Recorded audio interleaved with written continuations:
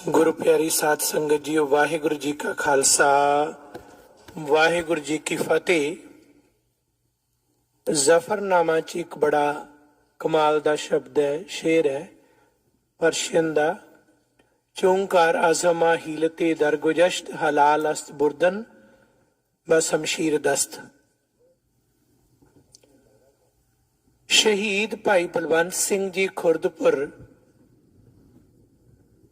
ਜਿਹੜੇ ਕਿ ਅੱਜ ਦੇ ਦਿਨ 29 ਮਾਰਚ ਸਨ 1917 ਨੂੰ ਕੈਨੇਡਾ ਤੋਂ ਜਾ ਕੇ ਪੰਜਾਬ ਦੀ ਧਰਤੀ ਤੇ ਲਾਹੌਰ ਦੇ ਵਿੱਚ ਸ਼ਹੀਦ ਹੋਏ। ਉਹਨਾਂ ਦੇ ਕੋਲੋਂ ਜਿਹੜੀ ਇੱਕ ਡਾਇਰੀ ਮਿਲੀ ਜਦੋਂ ਉਹਨਾਂ ਨੂੰ ਗ੍ਰਿਫਤਾਰ ਕੀਤਾ ਗਿਆ ਤਾਂ ਉਸ ਡਾਇਰੀ ਦੇ ਉੱਪਰ ਜ਼ਫਰਨਾਮੇ ਚੋਂ ਇਹ ਸ਼ੇਰ ਜਿਹੜਾ ਸੀ ਉਹ ਲਿਖਿਆ ਹੋਇਆ ਸੀ ਤੇ ਨਾਲ ਉਹਦਾ ਪੰਜਾਬੀ ਅਨੁਵਾਦ ਲਿਖਿਆ ਸੀ। ਜਦ ਧਿਰ ਉਪਾਵਾਂ ਦੀ ਹਾਰ ਦੀਏ ਤਦ ਜਾਇਜ਼ ਵਰਤੋਂ ਹਥਿਆਰ ਦੀਏ। ਜਦ ਧਿਰ ਉਪਾਵਾਂ ਦੀ ਹਾਰ ਦੀਏ ਤਦ ਜਾਇਜ਼ ਵਰਤੋਂ ਹਥਿਆਰ ਦੀਏ। ਭਾਈ ਬਲਵੰਤ ਸਿੰਘ ਜੀ ਖੁਰਦਪੁਰ ਜਿਨ੍ਹਾਂ ਦੇ ਸ਼ਹੀਦੀ ਦਿਨ ਨੂੰ ਕੈਨੇਡਾ ਦੀ ਇਹ ਕੇਂਦਰੀ ਸੰਸਥਾ ਅਸਥਾਨ ਗੁਰੂ ਨਾਨਕ ਸਿੱਖ ਗੁਰਦੁਆਰਾ ਸਾਹਿਬ ਸਰੀ ਡੈਲਟਾ ਅੱਜ ਉਸ ਦਿਨ ਤੇ ਯਾਦ ਕਰ ਰਹੇ ਨੇ ਤੇ ਮੈਨੂੰ ਇਉਂ ਜਾਪਦਾ ਹੈ ਕਿ ਪੰਜਾਬ ਦੀ ਧਰਤੀ ਤੇ ਸ਼ਾਇਦ ਹੀ ਕੋਈ ਗੁਰਦੁਆਰਾ ਜਾਂ ਸੰਸਥਾ ਹੋਵੇ ਜਿਨੇ 29 ਮਾਰਚ ਨੂੰ ਭਾਈ ਸਾਹਿਬ ਨੂੰ ਯਾਦ ਕੀਤਾ ਹੋਵੇ। ਕਾਰਨ ਕੀ ਹੈ? ਕਾਰਨ ਸਾਡਾ ਅਵੇਸਲਾਪਣ ਹੈ, ਸਾਡੀ ਲੈਕ ਆਫ ਨੌਲੇਜ, ਇੰਟਰਸਟ, ਜਾਂ ਸਾਡੀ ਹਿਸਟਰੀ ਤੋਂ ਆਪਣੇ ਆਪ ਨੂੰ ਜਿਸ ਤਰ੍ਹਾਂ ਅਸੀਂ ਦੂਰ ਕੀਤਾ ਉਹ ਸੋਚ ਹੈ। ਕੈਨੇਡੀਅਨ ਜੰਪਲ ਬੱਚੇ, ਇੰਟਰਨੈਸ਼ਨਲ ਸਟੂਡੈਂਟ, ਵਿਜ਼ਟਰ ਸਾਰੇ ਜਾਣੇ ਅਸੀਂ ਸੰਗਤਾਂ ਦੇ ਵਿੱਚ ਬੈਠੇ ਵੀ ਹਾਂ ਤੇ ਇੰਟਰਨੈਟ ਦੇ ਰਾਹੀਂ ਇਹ ਪ੍ਰੋਗਰਾਮ ਸੁਣ ਵੀ ਰਹੇ ਹਾਂ। ਸਿੱਖੀ ਦੇ ਜਿਹੜੇ ਸਿਧਾਂਤਕ ਪੱਖ ਨੇ, ਜਿਹੜੇ ਸਿੱਖੀ ਨੂੰ ਦੂਸਰਿਆਂ ਤੋਂ ਵੱਖਰਿਆਉਂਦੇ ਨੇ, ਉਹ ਇਹ ਨੇ ਕਿ ਸਿੱਖੀ ਦੇ ਵਿੱਚ ਵਿਚਾਰ ਦਾ ਪੂਰਾ ਸਤਿਕਾਰ ਹੈ ਤੇ ਵਿਚਾਰ ਦੇ ਦੌਰਾਨ ਜੇਕਰ ਗੱਲਬਾਤ ਜਿਹੜੀ ਹੈ ਸਿਰ ਤੋਂ ਪਾਣੀ ਲੰਘ ਜਾਵੇ ਤਾਂ ਫਿਰ ਹਥਿਆਰ ਦਾ ਵੀ ਜਾਇਜ਼ ਹੈ ਪੂਰਨ ਤੌਰ ਤੇ। ਇਹ ਸਿੱਖੀ ਦਾ ਸਿਧਾਂਤ ਹੈ। ਇਹ ਗੁਰੂ ਨਾਨਕ ਸਾਹਿਬ ਤੋਂ ਹੀ ਚੱਲਿਆ ਆ ਰਿਹਾ ਹੈ ਤੇ ਲਗਾਤਾਰ ਇੱਕੋ ਹੀ ਜੋਤ 10 ਗੁਰੂ ਸਾਹਿਬਾਨ ਤੇ ਗੁਰੂ ਗ੍ਰੰਥ ਸਾਹਿਬ ਪ੍ਰਕਾਸ਼ਮਾਨ ਨੇ ਸਾਡੇ ਗੁਰੂ। ਇਹਨਾਂ ਦੇ ਵਿੱਚ ਕੋਈ ਆਉ ਨਹੀਂ ਕਿ ਪਹਿਲੇ ਗੁਰੂ ਸਾਹਿਬ ਇਸ ਤਰ੍ਹਾਂ, ਦੂਜੇ ਇਸ ਤਰ੍ਹਾਂ, ਪੰਜਵੇਂ ਇਸ ਤਰ੍ਹਾਂ, ਛੇਵੇਂ ਇਸ ਤਰ੍ਹਾਂ, ਨੌਵੇਂ ਇਸ ਤਰ੍ਹਾਂ, 10ਵੇਂ ਇਸ ਤਰ੍ਹਾਂ। ਇਹ ਜਿਹੜਾ ਨੈਰੇਟਿਵ ਹੈ ਨਾ, ਇਹ ਤੋਂ ਬਚਣਾ ਹੈ। ਅਸੀਂ ਕਈ ਵਾਰ ਸਾਨੂੰ ਬਿਰਤਾਂਤ ਕਿਵੇਂ ਬਣਾਇਆ ਜਾਂਦਾ ਕਿ ਦੇਖੋ ਜੀ ਇਹ ਗੁਰੂ ਸਾਹਿਬ ਦੀ ਫਿਲਾਸਫੀ ਇਹ ਸੀ ਪਰ ਦੂਸਰੇ ਗੁਰੂ ਸਾਹਿਬ ਨੇ ਆ ਕੇ ਆਹ ਐਂਗਲ ਜਿਹੜਾ ਲੈ ਲਿਆ, ਇਹ ਬਿਲਕੁਲ ਗਲਤ ਹੈ। ਇਸ ਤਰ੍ਹਾਂ ਨਹੀਂ ਹੈ ਸਿੱਖੀ 'ਚ। ਸਿੱਖੀ 'ਚ ਮੀਰੀ ਤੇ ਪੀਰੀ ਨਹੀਂ, ਮੀਰੀ ਪੀਰੀ ਹੈ। ਜਦੋਂ ਅਸੀਂ ਡਿਫਾਈਨ ਕਰਦੇ ਮੀਰੀ ਤੇ ਪੀਰੀ, ਇਹਦਾ ਮਤਲਬ ਦੋ ਚੀਜ਼ਾਂ ਵੱਖੋ ਵੱਖਰੀਆਂ ਉਹਨਾਂ ਨੂੰ ਨੋ। ਮੀਰੀ ਪੀਰੀ ਕੰਪਲੀਟ ਹੀ ਮੀਰੀ ਪੀਰੀ ਦੇ ਨਾਲ ਹੁੰਦੀ ਹੈ ਤੇ ਪੀਰੀ ਮੀਰੀ ਨਾਲ ਹੁੰਦੀ ਹੈ, ਨਹੀਂ ਤਾਂ ਇਨਕੰਪਲੀਟ ਆ। ਇੱਥੇ ਆ ਕੇ ਅਸੀਂ ਬਹੁਤ ਗਲਤੀ ਕਰਦੇ ਹਾਂ ਕਿਉਂਕਿ ਅਸੀਂ ਉਹਨਾਂ ਨੂੰ ਦੋ ਐਂਗਲ ਤੋਂ ਲੈ ਕੇ ਫਿਰ ਇਕੱਠਿਆਂ ਕਰਨ ਦੀ ਕੋਸ਼ਿਸ਼ ਕਰਦੇ ਹਾਂ, ਜਦ ਕਿ ਹੈ ਹੀ ਸਿੱਖੀ ਦੇ ਵਿੱਚ ਇੱਕ ਹੈ। ਇੱਕ ਵਾਰ ਇਹੀ ਜਿਹੜਾ ਭਰਮ ਭੁਲੇਖਾ ਪਾਇਆ ਸੀ, ਮੈਂ ਇੱਕ ਜ਼ਿਕਰ ਵੀ ਕੀਤਾ ਸੀ।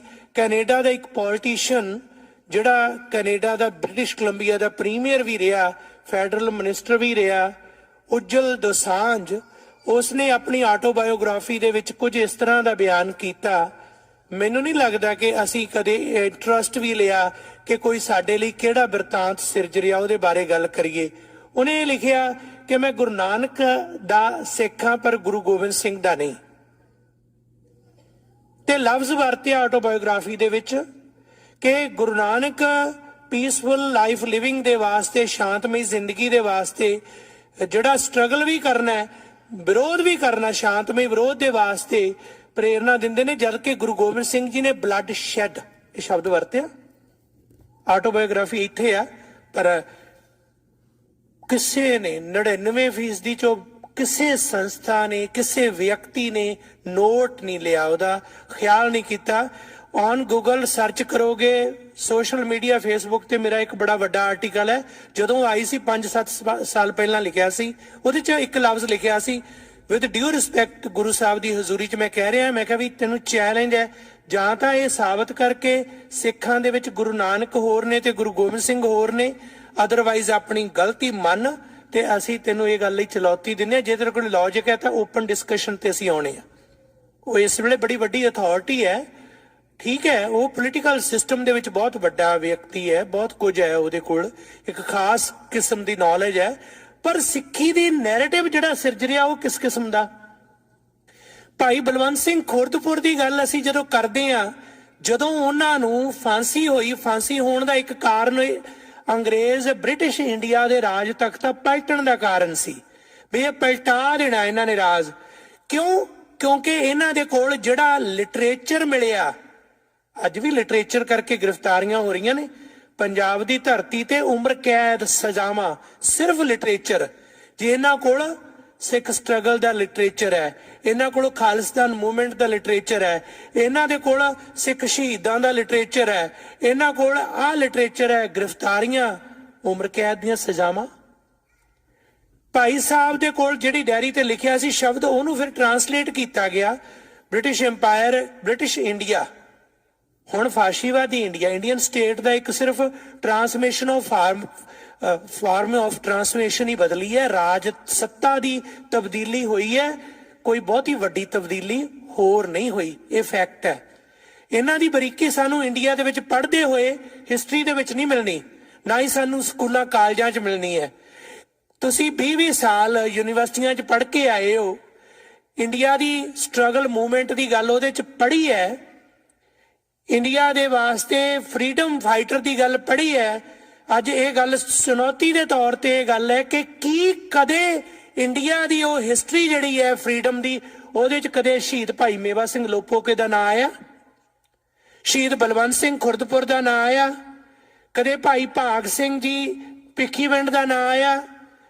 ਉਹਨਾਂ ਸਾਰੇ ਯੋਧਿਆਂ ਦਾ ਜਿਨ੍ਹਾਂ ਨੇ ਇੱਥੋਂ ਜਾ ਕੇ ਸ਼ਹੀਦੀਆਂ ਦਿੱਤੀਆਂ ਵੀ ਅੰਗਰੇਜ਼ਾਂ ਨੂੰ ਕੱਢਣਾ, ਬ੍ਰਿਟਿਸ਼ ਐਮਪਾਇਰ ਨੂੰ ਖਤਮ ਕਰਨਾ, ਉਹਨਾਂ ਦਾ ਜ਼ਿਕਰ ਨਹੀਂ ਆਇਆ। ਕਿਉਂ ਜ਼ਿਕਰ ਇਸ ਕਰਕੇ ਨਹੀਂ ਕਰਨਾ ਉਹਨਾਂ ਨੇ? ਕਾਰਨ ਉਹਦਾ ਇੱਕੋ ਹੀ ਹੈ, ਕਿਉਂਕਿ ਜ਼ਿਕਰ ਕਰਨ ਦੇ ਨਾਲ ਉਹ ਜਿਹੜਾ ਨੈਰੇਟਿਵ ਸਿਰਜਣਾ ਚਾਹੁੰਦੇ ਆ ਉਹ ਟੁੱਟਦਾ ਹੈ। ਉਹ ਆਜ਼ਾਦੀ ਕਿਹਨੂੰ ਕਹਿੰਦੇ ਆ? ਕਿ ਉਹ ਆਜ਼ਾਦੀ ਕਹਿੰਦੇ ਆ ਕਿ ਸਾਵਰਕਰ ਵਰਗੇ ਆਜ਼ਾਦੀ ਦੇ ਨਾਇਕ ਨੇ। ਸਾਵਰਕਰ RSS ਦਾ ਸੰਸਥਾਪਕ, ਜੇਲ੍ਹ 'ਚ ਰਿਹਾ, ਅੰਗਰੇਜ਼ਾਂ ਤੋਂ ਬਾਰ-ਬਾਰ ਮਾਫੀਆਂ ਮੰਗ ਕੇ ਬਾਹਰ ਆਇਆ, ਬਾਹਰ ਆ ਕੇ ਉਹਨੇ ਇੱਕੋ ਹੀ ਗੱਲ ਕਹੀ ਕਿ ਇੱਕ ਹਿੰਦੂ ਰਾਸ਼ਟਰ ਚਾਹੀਦਾ, ਤੇ ਅੰਗਰੇਜ਼ਾਂ ਨੇ ਕਿਹਾ two nation two religion theory ਜਿਹੜੀ ਹੈ ਉਹ ਦੇ ਰਹੇ ਆ। ਕਹਿੰਦਾ ਯੈਸ, ਆਹੀ ਸਾਨੂੰ ਚਾਹੀਦੀ ਆ, ਮੁਸਲਮਾਨ ਇੱਕ ਪਾਸੇ ਕਰ ਦਿਓ, ਸਾਨੂੰ ਹਿੰਦੂ ਰਾਸ਼ਟਰ ਦੇ ਦਿਓ। ਤੇ ਇਹ ਇੱਕ ਵੱਖਰਾ ਵਿਸ਼ਾ ਹੈ ਕਿ ਸਾਡੇ ਜਿਹੜੇ ਲੀਡਰ ਸੀ ਉਹਨਾਂ ਦੀ ਕੀ ਨੌਲੇਜ ਘੱਟ ਸੀ, ਜਾਂ ਇਨਵਾਇਰਨਮੈਂਟ ਨਹੀਂ ਸੀ, ਜਾਂ ਉਹਨਾਂ ਦੀ ਆਪਸ ਵਿੱਚ ਕਲੈਕਟਿਵ ਐਫਰਟ ਨਹੀਂ ਸੀ, ਜਾਂ ਵਿਚਾਰਧਾਰਕ ਮਤਭੇਦ ਸੀ, ਇੱਕ ਵੱਖਰੇ ਤੌਰ ਤੇ ਕਦੇ ਡਿਸਕਸ ਕਰਾਂਗੇ। ਪਰ ਇਹ ਉਹਨਾਂ ਦੀ ਗਲਤੀ ਸੀ ਕਿ ਉਹਨਾਂ ਨੇ ਉਸ ਗੱਲ ਨੂੰ ਅੰਡਰ ਐਸਟੀਮੇਟ ਕੀਤਾ ਜਿਹੜਾ ਇੱਕ ਖਾਸ ਕਿਸਮ ਦਾ ਉਸ ਵੇਲੇ ਬਿਰਤਾਂਤ ਸਿਰਜਿਆ ਗਿਆ ਮੋਹਨਦਾਸ ਕਰਮਚੰਦ ਗਾਂਧੀ ਵੱਲੋਂ, ਪਟੇਲ ਵੱਲੋਂ, ਜਵਾਹਰ ਲਾਲ ਨਹਿਰੂ ਵੱਲੋਂ, ਲਾਜਪਤ ਰਾਏ ਵੱਲੋਂ, ਹਰਦਿਆਲ ਵੱਲੋਂ, ਜਾਂ ਫਿਰ ਸਭ ਤੋਂ ਵੱਡੀ ਗੱਲ ਸਾਵਰਕਰ ਵੱਲੋਂ। ਉਹਦੇ ਵਿੱਚ ਟ੍ਰੈਪ 'ਚ ਆ ਕੇ ਉਹਨਾਂ ਨੇ ਹਿੰਦੂ ਰਾਸ਼ਟਰ ਦੇ ਨਾਲ ਰਹਿਣ ਦਾ ਸਮਝੌਤਾ ਜਿਹੜਾ ਕੀਤਾ, ਇਹਦੀ ਕੀਮਤ ਤਾਰਨੀ ਪਈ। ਤੇ ਇੰਟੈਂਸ਼ਨਲੀ ਸਿੱਖਾਂ ਦੀ ਪਾਵਰ ਨੂੰ ਡਿਵਾਈਡ ਕਰਨ ਦੇ ਵਾਸਤੇ ਹੀ ਪੰਜਾਬ ਨੂੰ ਐਨ ਵਿਚਾਲਿਓਂ ਪੰਜਾਬ ਨੂੰ ਕੱਟਿਆ ਗਿਆ।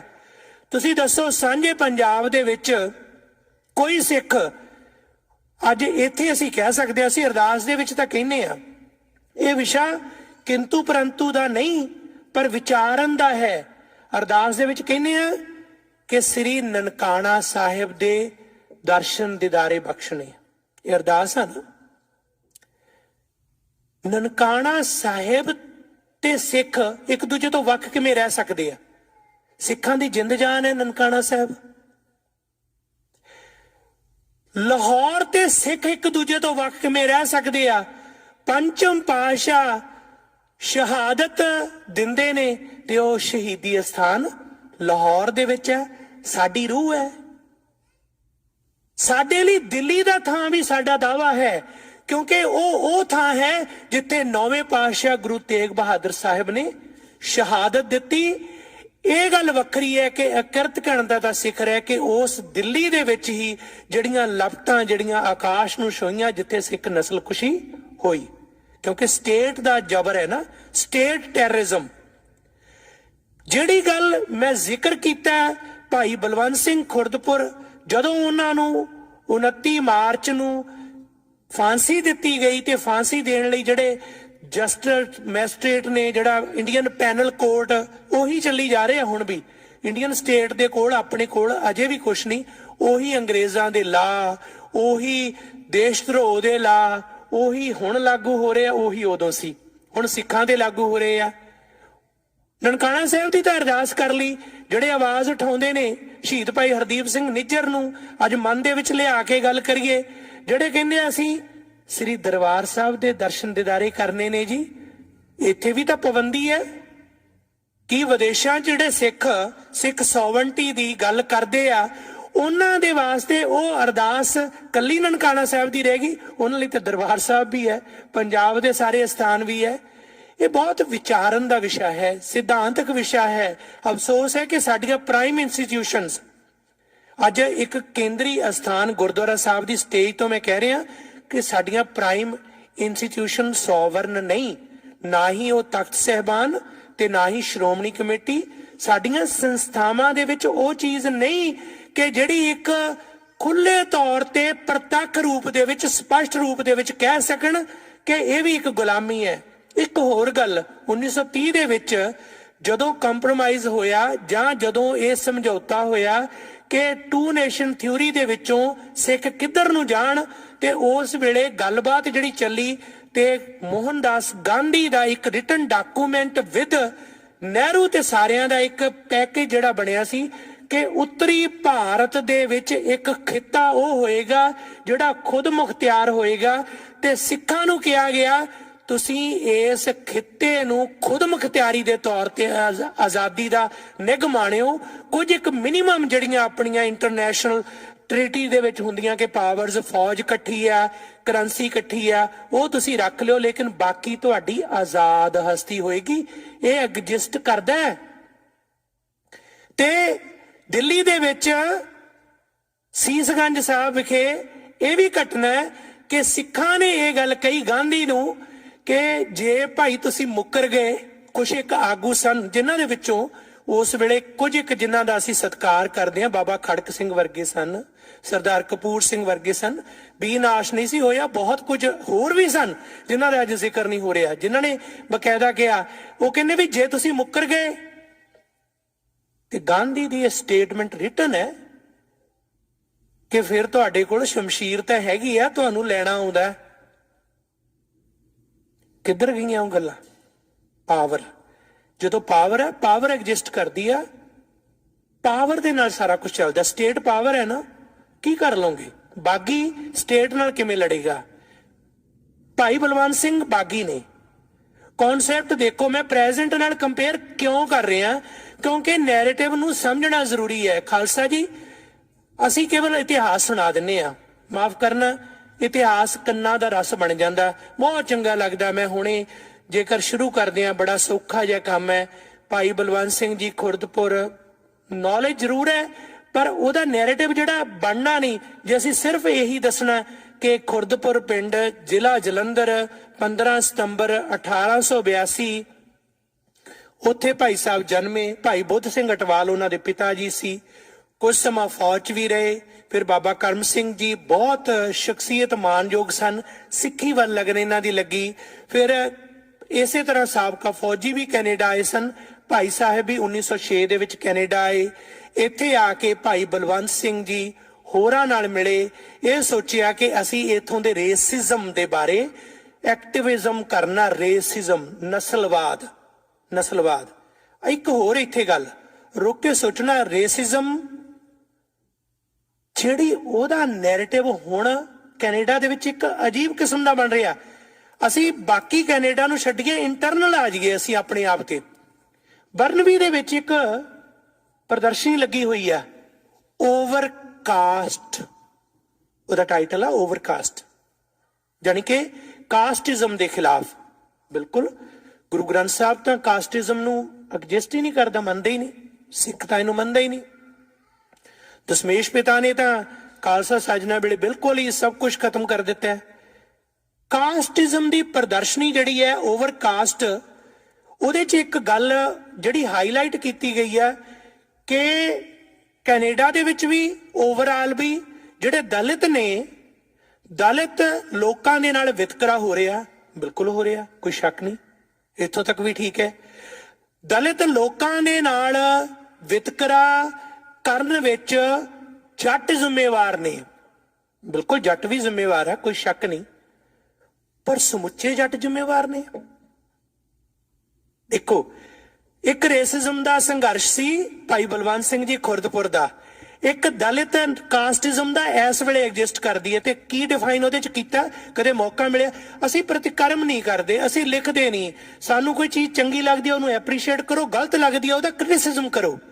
ਕੋਈ ਹੋਰ ਆਵੇਗਾ ਇੱਕ ਖਾਸ ਕਿਸਮ ਦੇ ਲੋਕਾਂ ਨੂੰ ਰੱਖ ਲਈਏ ਵੀ ਤੁਸੀਂ 60 ਸਾਲ ਜ਼ਿੰਦਗੀ ਕੱਟਣੀ ਹੈ, ਤੁਸੀਂ ਪ੍ਰੋੜਤਾ ਤੇ ਤੁਸੀਂ ਖੰਡਨ ਕਰਨਾ, ਅਸੀਂ ਪ੍ਰਸ਼ਾਦੇ ਛਕਣੇ ਆ, ਬੱਚੇ ਪਾਲਣੇ ਆ ਤੇ ਸੰਸਾਰ ਤੋਂ ਕੂਚ ਕਰ ਜਾਣਾ। ਫਿਰ ਲੋੜ ਕੀ ਸੀ? ਉਨੀ ਬਹੁਤ ਸੀ, ਇੰਨੀ ਭੀੜ ਇਕੱਠੀ ਕਰਨ ਦੀ ਕੀ ਲੋੜ ਸੀ ਜੇ ਅਸੀਂ ਕਰਨਾ ਹੀ ਕੁਛ ਨਹੀਂ, ਰਿਐਕਸ਼ਨ ਹੀ ਨਹੀਂ ਕਰਨਾ, ਐਕਟਿਵਿਜ਼ਮ ਹੀ ਨਹੀਂ। ਜੇ ਬੰਦੇ 'ਚ ਐਕਟਿਵਿਜ਼ਮ ਹੈ ਨਹੀਂ ਨਾ, ਉਹ ਬੰਦਾ ਮੁਰਦਾ ਹੈ। ਜਿਹੜੇ ਬੰਦੇ 'ਚ ਐਕਟਿਵਿਜ਼ਮ ਕਰੋ, ਥੋੜਾ ਕਰ ਲੋ, ਲਾਈਨ ਦੇ ਵਿਚਕਾਰ ਰਹਿ ਜਾਓ, ਉੱਥੋਂ ਤੱਕ ਕਰ ਲੋ ਕਿ ਜਿੱਥੋਂ ਤੱਕ ਸਹਿੰਦਾ ਉਹ ਵੀ ਨਹੀਂ ਕਰਦੇ, ਕਲਮ ਨਾਲ ਹੀ ਕਰ ਲੋ, ਵਿਚਾਰਾਂ ਨਾਲ ਕੁਛ ਹੱਦ ਤੱਕ ਕਰ ਲੋ, ਪਰ ਨਹੀਂ, ਕੁਛ ਵੀ ਨਹੀਂ ਕਰਨਾ। ਨੈਰੇਟਿਵ ਕੀ ਉਹਦੇ ਵਿੱਚ ਬਣਾ ਦਿੱਤਾ, ਜਿਹੜਾ ਕਿ ਦੁੱਖ ਹੈ ਦਲਿਤ ਨਾਲ ਵਿਤਕਰਾ ਕੱਲੇ ਜੱਟ ਨਹੀਂ ਕਰਦੇ, ਦਲਿਤ ਨਾਲ ਵਿਤਕਰਾ ਮਨੂਵਾਦ ਨੇ ਕੀਤਾ, ਮਨੂ ਸਮ੍ਰਿਤੀ ਨੇ ਕੀਤਾ।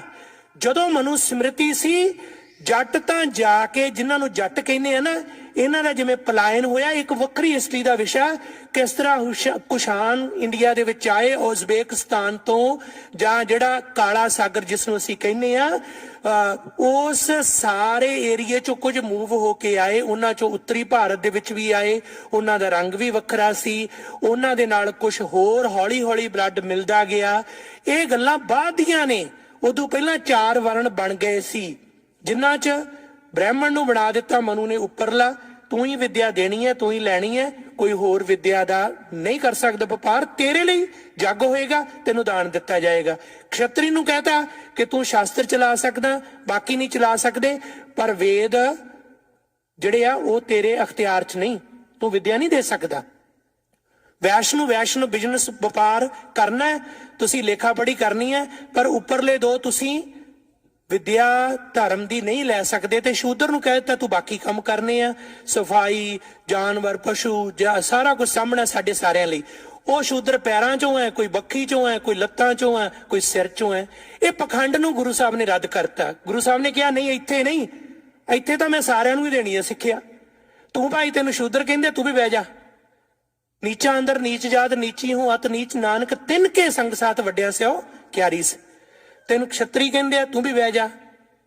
ਤੂੰ ਬ੍ਰਾਹਮਣ, ਤੂੰ ਵੀ ਠੀਕ ਆ, ਤੇਰੇ ਅੰਦਰ ਬ੍ਰਾਹਮਣਵਾਦ ਨਾ ਹੋਵੇ।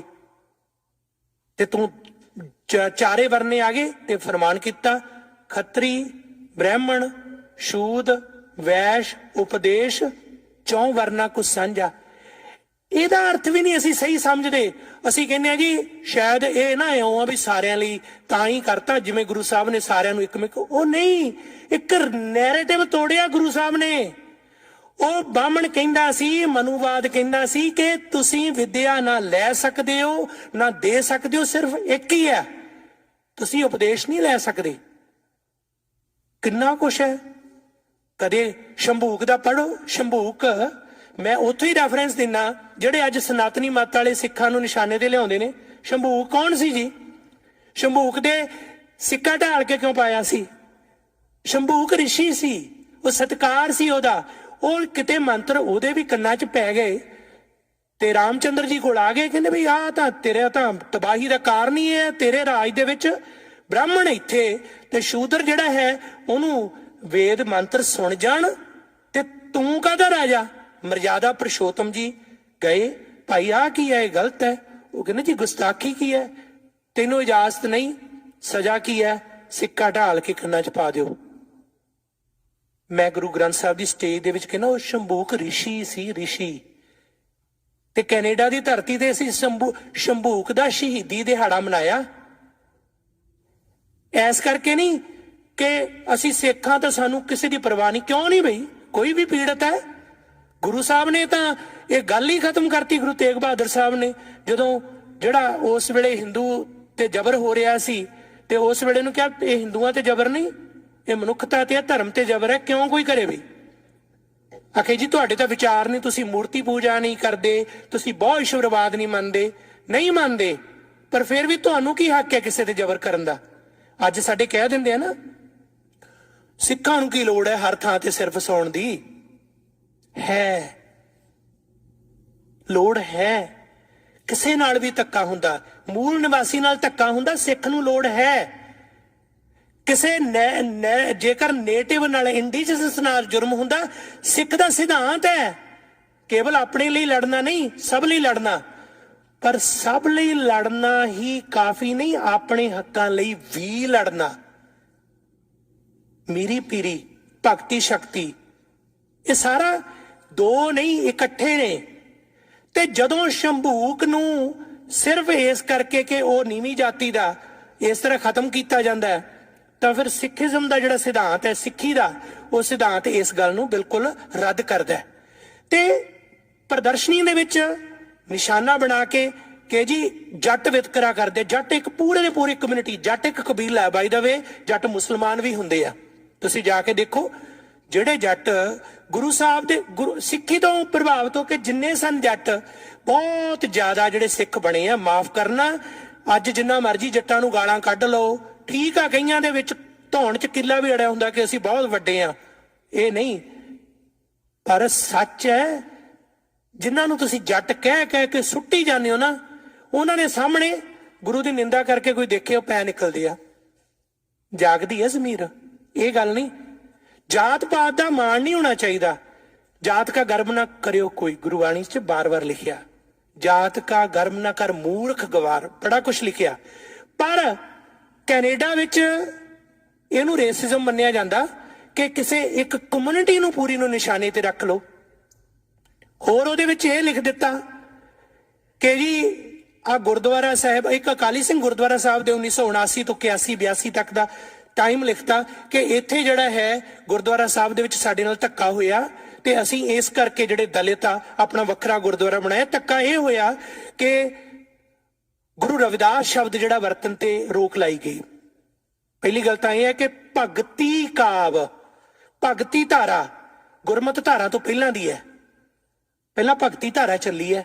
भगत कबीर जी, फरीद जी, रविदास जी, पीपा जी, सदना जी, नामदेव जी, त्रिलोचन जी, किन्ने दे ना गणाइए। ये भगती गुरु साहब ने इनू रैकगनाइज किया। किनू पता होना सी भगत पीपे दा, सदने दा, किनू याद होना सी नाम, किने नामदेव जी नू याद करना सी, चंद क रह जाने सी। वो भी एक उन्हां दी क्योंकि मूवमेंट वड्डी सी, भगत कबीर जी जां कुछ होर, बहुतियां नू तां गुरु साहब ने रैकगनाइज किया। ते नाले क्या भगत सतगुरु हमारा सत्कार दिता। मत्था कले गुरु 5 गुरुआं नूं 6 गुरुआं नूं असीं टेकदे हां इत्थे मत्था। मैं उन्हां लोकां नूं सवाल करदा ਜਿਹੜੇ इस तरह की टिप्पणी करते हैं, ਇੱਥੇ ਪਹਿਲਾਂ ਅਸੀਂ देख लैंदे आ कि ਅਸੀਂ ਤਾਂ 6 ਗੁਰੂਆਂ ਦੀ ਬਾਣੀ है, ਉਹਨੂੰ ਮੱਥਾ ਟੇਕਣਾ, ਬਾਕੀਆਂ ਨੂੰ ਨਹੀਂ। ਕਿੱਡੀ ਹਾਸੋਹੀਣੀ ਗੱਲ ਹੈ। ਸਾਰਿਆਂ ਦਾ ਸਤਿਕਾਰ ਹੈ, ਪਰ ਗੁਰਤਾ ਗੱਦੀ ਦੀ ਇੱਕ पूरी परंपरा है, एक सिस्टम है, एक प्रणाली है, एक विधि विधान है कि गुरु नानक साहब ने परिवारवाद नूं नहीं, सेवक श्रद्धालु ते योग लायक तख्त राजा सो बहे जो तख्ते लायक होई, उन्होंने गुरता गद्दी दिती। श्री चंद लक्ष्मी दास नूं नहीं, गुरु अमरदास जी नूं गुरता गद्दी मिली। मोरी जी मोहन अगे जाके जे असी अलग अलग जिहड़े तिन्ने चारे गुरु साहबान की गल करिए, उस तो बाद भी माफ करना, इत्थे एक होर ट्रेंड है जिहड़ा सिखां दे विच पैदा होया, वो भी गलत है। मैं उस नूं भी विद ड्यू रिस्पैक्ट रद्द करदा कि जी बीबी भानी जी ने ਮੰਗ ਕੇ ਗਰਤਾ ਗੱਦੀ ਘਰ 'ਚ ਰੱਖ ਲਈ। ਨੋ, ਬਿਲਕੁਲ ਗਲਤ ਹੈ। ਗੁਰਮਤ ਦੇ ਯੋਗਤਾ ਦੇ ਸਿਧਾਂਤ ਨਾਲ ਗੁਰਤਾ ਗੱਦੀ ਰਹੀ ਹੈ। ਸ਼ਹਾਦਤਾਂ ਦਾ ਇਤਿਹਾਸ ਹੈ, ਕੁਰਬਾਨੀਆਂ ਦਾ। ਇਉਂ ਨਹੀਂ, ਜੇ ਮੰਗਣੀ ਹੁੰਦੀ ਤਾਂ ਗੁਰੂ ਨਾਨਕ ਸਾਹਿਬ ਦੇ ਪੁੱਤਰ ਵੀ ਮੰਗ ਰਹੇ ਸੀ। ਇਹ ਕਾਬਲੀਅਤ ਦੇ ਅਨੁਸਾਰ ਹੈ, ਪਰਿਵਾਰਵਾਦ ਨਹੀਂ ਹੈ। ਇਹ ਸਿਧਾਂਤ ਦੇ ਬਾਰੇ ਜਦੋਂ ਤੱਕ ਅਸੀਂ ਸੈਲਫ ਐਨਾਲਿਸਿਸ ਨਹੀਂ ਕਰਦੇ, ਅਸੀਂ ਬਾਕੀਆਂ ਨੂੰ ਕ੍ਰਿਟੀਸਾਈਜ਼ ਕਰੀ ਜਾਂਦੇ ਹਾਂ। ਬਾਕੀਆਂ ਨੂੰ ਆਲੋਚਨਾ ਕਰ ਲਓ ਜੀ, ਆਪਣੀ ਗੱਲ ਨਾ ਕਰੋ, ਕਿਉਂ ਨਾ ਵੀ ਕਰੋ। ਗੁਰਤਾ ਗੱਦੀ ਪਰਿਵਾਰਵਾਦ ਨਹੀਂ। ਤੇ ਜਿਹੜੇ ਕਹਿੰਦੇ ਆ ਜੀ ਗੁਰੂ ਸਾਹਿਬ ਨੂੰ ਤਾਂ ਤੁਸੀਂ ਗੁਰੂ ਕਹਿੰਦੇ ਹੋ ਤੇ ਰਵਿਦਾਸ ਜੀ ਨੂੰ ਗੁਰੂ ਨਹੀਂ ਕਿਹਾ ਤੇ ਅਸੀਂ ਜਾ ਕੇ ਆਪਣਾ ਗੁਰਦੁਆਰਾ ਬਣਾ ਲਿਆ। ਸਵਾਲ ਇਹ ਹੈ ਕਿ ਗੁਰੂ ਸਾਹਿਬ ਨੇ ਰਵਿਦਾਸ ਜੀ ਨੂੰ ਕੀ ਕਿਹਾ? ਉਹਨਾਂ ਨੇ ਉਹਨਾਂ ਦੇ ਨਾਂ ਨਾਲ ਕੀ ਲਿਖਿਆ? ਭਗਤ ਰਵਿਦਾਸ, ਸ਼੍ਰੋਮਣੀ ਭਗਤ, ਮਹਾਨ ਸਤਿਕਾਰਯੋਗ। ਅਸੀਂ ਵੀ ਕਹਿੰਦੇ ਆ ਸਤਿਕਾਰ ਹੈ। ਤੇ ਜਿਹੜੇ ਉਪਾਸ਼ਕ ਨੇ ਉਹ ਭਗਤ ਰਵਿਦਾਸ ਜੀ ਨੂੰ ਗੁਰੂ ਰਵਿਦਾਸ ਕਹਿੰਦੇ ਆ। 100 ਵਾਰ ਕਹਿਣ, ਸਾਨੂੰ ਕੀ ਇਤਰਾਜ਼ ਹੈ? ਉਹਨਾਂ ਦੇ ਗੁਰੂ ਨੇ। ਕਬੀਰ ਜੀ ਨੂੰ ਕੋਈ ਗੁਰੂ ਕਹਿੰਦਾ ਤੇ ਕਹਿਣ। ਸਾਨੂੰ ਧੱਕੇ ਨਾਲ ਕਹਾਉਣ ਦੀ ਕੀ ਲੋੜ ਆ ਭਾਈ? ਅਸੀਂ ਤਾਂ ਉਹਨਾਂ ਦਾ ਸਤਿਕਾਰ ਗੁਰੂ ਸਾਹਿਬ ਦੇ ਬਰਾਬਰ ਕਰਦੇ ਆ। ਕਬੀਰ ਜੀ ਤੇ ਗੁਰੂ ਨਾਨਕ ਸਾਹਿਬ ਤੇ ਭਗਤ ਫਰੀਦ ਜੀ ਦੇ ਵਿੱਚ ਕੋਈ ਅੰਤਰ ਨਹੀਂ ਹੈ, ਸਾਰਿਆਂ ਨੂੰ ਇੱਕ ਥਾਂ ਤੇ ਹੈ। ਪਰ ਇਹ ਪ੍ਰਦਰਸ਼ਨੀ 'ਚ ਇਸ ਗੱਲ ਨੂੰ ਹਾਈਲਾਈਟ ਕਰਤਾ। ਤੇ ਅਖੀਰ ਨੂੰ ਮਸਲਾ ਕੀ ਹੈ? ਮਸਲਾ ਇਹ ਹੈ ਕਿ ਜਦੋਂ ਅਸੀਂ ਜੱਟਾਂ ਨੂੰ ਕੇਵਲ ਨਿਸ਼ਾਨੇ ਤੇ ਰੱਖ ਕੇ, ਕੁਝ ਜੱਟਾਂ ਨੂੰ ਨਹੀਂ, ਸਮੁੱਚੀ ਜੱਟ ਕੌਮ ਨੂੰ ਨਿਸ਼ਾਨੇ ਤੇ ਰੱਖ ਕੇ ਕ੍ਰਿਟੀਸਾਈਜ਼ ਕਰਾਂਗੇ ਤਾਂ ਇੱਕ ਜਿਹੜੀ ਮੂਵਮੈਂਟ ਇਸ ਵੇਲੇ ਚੱਲ ਰਹੀ ਹੈ, ਜਿਹੜੀ ਪੰਜਾਬ ਦੀ ਕਿਸਾਨੀ ਦੀ ਮੂਵਮੈਂਟ ਹੈ, ਜਿਹਦੇ 'ਚ ਸੱਚਾਈ ਹੈ ਕਿ 90% ਪੰਜਾਬ ਦੇ ਜੱਟ ਨੇ, ਪੂਰੇ ਭਾਰਤ ਦੇ ਨਹੀਂ। ਉਹ ਹੈ ਕਿਸਾਨ ਮੂਵਮੈਂਟ ਅਗੇਂਸਟ ਇੰਡੀਅਨ ਗਵਰਨਮੈਂਟ। ਉਹ ਡਿਲੀਟ ਹੋ ਜਾਵੇ, ਉਹ ਫੈਕਟਰ ਡਾਇਲੂਟ ਹੋ ਜਾਵੇ, ਧਿਆਨ ਡਿਵਾਈਡ ਹੋ ਜਾਏ। ਇੱਕ ਨਵਾਂ ਨੈਰੇਟਿਵ ਸਿਰਜ ਦਿਓ ਕਿ ਜਿਹੜੇ ਜੱਟ ਆ ਮਾੜੇ ਆ। ਜੱਟ ਤਾਂ ਥਾਂ ਥਾਂ ਤੇ ਮਰੀ ਜਾਂਦੇ ਆ, ਗੁਰਬਤ ਦਾ ਸ਼ਿਕਾਰ ਨੇ, ਭੁੱਖੇ ਮਰ ਰਹੇ ਨੇ। ਰਿਜ਼ਰਵੇਸ਼ਨ ਦੇ ਵਿੱਚ ਸਭ ਤੋਂ ਵੱਡਾ ਘਾਟਾ ਤਾਂ ਉਹਨਾਂ ਨੂੰ ਪਿਆ। ਪੰਜਾਬ ਨੂੰ ਛੱਡ ਦਿਓ, ਬਾਕੀ ਸਾਰਿਆਂ ਦੇ ਪੂਰੇ ਭਾਰਤ ਦੇ ਵਿੱਚ ਜਿਹੜਾ ਕਿਸਾਨ ਹੈ ਨਾ, ਉਹ OBC 'ਚ ਆਉਂਦਾ, ਜਿਹਨੂੰ ਸਹੂਲਤਾਂ ਮਿਲਦੀਆਂ, ਜਿਹਨੂੰ ਰਿਜ਼ਰਵੇਸ਼ਨ ਅਸੀਂ ਕਹਿੰਦੇ ਆ, ਰਾਖਵਾਂ ਕਰਨ। ਕੱਲਾ ਪੰਜਾਬ ਦਾ ਜਿਹੜਾ ਨਹੀਂ ਆਉਂਦਾ। ਤੂੰ ਤਾਂ ਜੱਟ ਹੈ ਜੀ, ਦਿਨ ਵੱਟ ਸਾਰਾ ਕੁਝ ਤਾਂ ਉਜੜਿਆ ਪਿਆ। ਕਿਉਂ ਬਾਹਰ ਆ ਰਹੇ ਆ? ਕਿਉਂ ਫੌਜਾਂ 'ਚ ਜਾਂਦੇ ਸੀ? ਜੱਟ ਦੇ ਕੋਲ ਜ਼ਮੀਨ ਸੀ, ਕਿਰਤੀ ਸੀ, ਮਿਹਨਤੀ ਸੀ।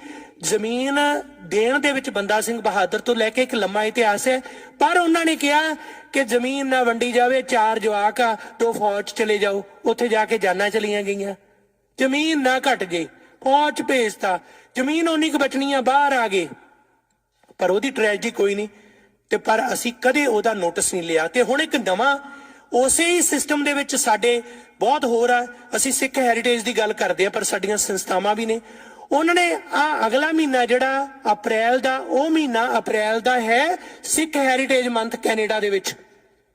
ਅਪ੍ਰੈਲ ਮਹੀਨੇ ਨੂੰ ਸਿੱਖ ਵਿਰਾਸਤੀ ਮਹੀਨਾ ਕਹਿੰਦੇ ਆ। ਇਹ ਖਾਲਸਾ ਸਾਜਨਾ ਵੀ ਇਹਦੇ 'ਚ ਹੈ। ਸਾਡੀਆਂ ਬਹੁਤ ਵੱਡੀਆਂ ਵੱਡੀਆਂ ਪ੍ਰਾਪਤੀਆਂ ਇਹਦੇ 'ਚ ਨੇ। ਪਰ ਇੱਕ ਨਵਾਂ ਕੰਮ ਸ਼ੁਰੂ ਕਰਤਾ। 6 ਅਪ੍ਰੈਲ ਨੂੰ ਜੀ ਅਸੀਂ ਬਰਨਵੀ ਜਾਵਾਂਗੇ ਤੇ ਓਵਰਕਾਸਟ ਜਿਹੜੇ ਪ੍ਰਦਰਸ਼ਨੀਆਂ, ਉੱਥੇ ਅਸੀਂ ਡਿਸਕਸ਼ਨ ਕਰਾਂਗੇ Sikh, Punjab, south Asian. South Asian ਅਸੀਂ ਕਿਵੇਂ ਹੋ ਗਏ ਭਾਈ?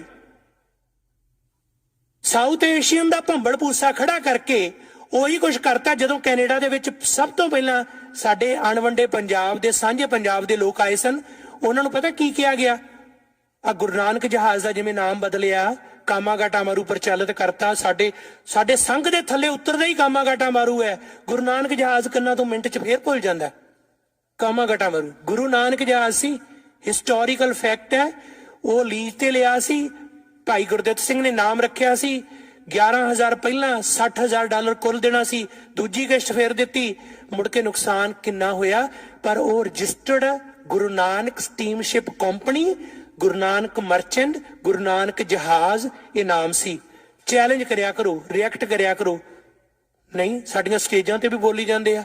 ਚੱਲ ਕੋਈ ਨਹੀਂ, ਸਾਨੂੰ ਕੀ ਹੈ, ਹੋਰ ਕਿਹਨੂੰ ਹੋਏਗਾ? ਇਤਿਹਾਸ ਵਿਗਾੜਦੇ ਆ। ਜਦੋਂ ਅਸੀਂ ਇਤਿਹਾਸ ਦੀ ਇਹ ਗੱਲ ਕਰਦੇ ਹਾਂ, ਨਾਲ ਹੀ ਇਹ ਗੱਲ ਸੀ ਕਿ ਜਦੋਂ ਬਾਬੇ ਆਏ, ਭਾਈ ਬਲਵੰਤ ਸਿੰਘ ਜੀ ਚਾਹੇ ਭਾਈ ਮੇਵਾ ਸਿੰਘ ਜੀ, ਇਹਨਾਂ ਯੋਧਿਆਂ ਦੀ ਇੱਕ ਬਹੁਤ ਵੱਡੀ ਗੱਲ ਸੀ ਕਿ ਇਹਨਾਂ ਨੇ ਮੂਲ ਨਿਵਾਸੀਆਂ ਨਾਲ ਪਿਆਰ ਰੱਖਿਆ, ਇੰਡੀਜਨਸ ਨਾਲ। ਗਿਆਨੀ ਕੇਸਰ ਸਿੰਘ ਨਾਵਲਿਸਟ, ਉਹਨਾਂ ਦਾ ਨਾਵਲ ਪੜ੍ਹੋ। ਜਦੋਂ 1907 ਦੇ ਵਿੱਚ ਕੈਨੇਡਾ 'ਚ ਸਾਨੂੰ ਵੋਟ ਦਾ ਹੱਕ ਖੋਲਿਆ ਗਿਆ, ਕੈਨੇਡਾ 'ਚ ਸਾਡੇ ਕੋਲ ਵੋਟ ਦਾ ਹੱਕ ਇਸ ਕਰਕੇ ਖੋਇਆ ਗਿਆ ਕਿਉਂਕਿ ਅਸੀਂ ਰੈਵੋਲੂਸ਼ਨ ਸ਼ੁਰੂ ਕਰਤਾ ਸੀ। ਖਾਲਸਾ ਦੀਵਾਨ ਸੁਸਾਇਟੀ ਹੋਂਦ 'ਚ ਆ ਗਈ, ਇਕੱਠ ਹੋਣ ਲੱਗ ਗਏ।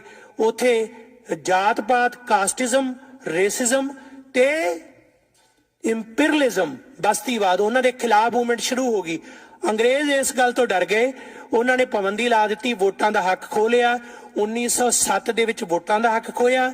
ਕੰਟੀਨਿਊਸ ਜਰਨੀ ਦਾ ਕਾਲਾ ਕਾਨੂੰਨ ਲੱਗਿਆ, ਜਿਸ ਕਾਲੇ ਕਾਨੂੰਨ ਦੇ ਅਧੀਨ ਇਹ ਨਿਸ਼ਚਿਤ ਕਰ ਲਿਆ ਕਿ ਜੇ ਸਿੱਧੀ ਕੋਈ ਟਿਕਟ ਲੈ ਕੇ ਦੇਸ਼ ਤੋਂ ਆਏਗਾ ਉਹੀ ਆ ਸਕਦਾ, ਵਿਚਾਲਿਓ ਨਹੀਂ। ਫਿਰ ਪਰਿਵਾਰਾਂ ਨੂੰ ਆਉਣ ਤੇ ਮੁਕੰਮਲ ਪਾਬੰਦੀ।